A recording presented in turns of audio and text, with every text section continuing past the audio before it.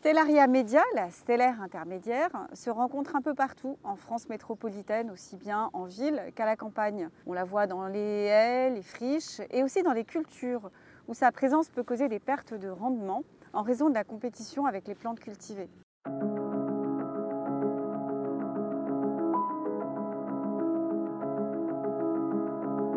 C'est une espèce qualifiée de bio-indicatrice. Sa présence est le signe d'un sol fertile et bien équilibré. C'est une petite plante annuelle d'une vingtaine de centimètres de hauteur, capable de germer et de fleurir toute l'année. On la reconnaît à ses feuilles ovales, lancéolées, disposées deux par deux, donc de façon opposée, le long de la tige. Les feuilles inférieures sont pétiolées alors que les supérieures sont dépourvues de pétioles.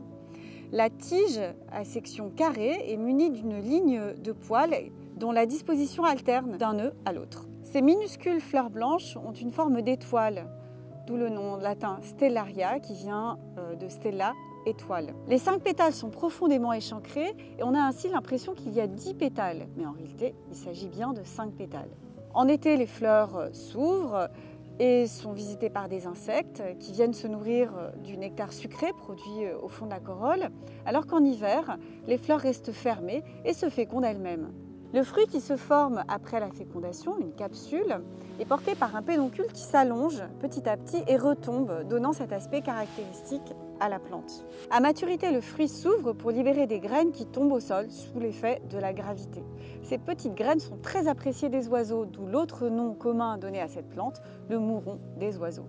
Stellaria media appartient à la famille des Caryophyllacées, qui se reconnaît à ses feuilles disposées de façon opposée, avec un changement d'angle à chaque nœud et un renflement au niveau des nœuds, un renflement de la tige au niveau des nœuds. C'est une plante entièrement comestible qui a d'ailleurs été cultivée comme plante maraîchère jusqu'au début du XXe siècle.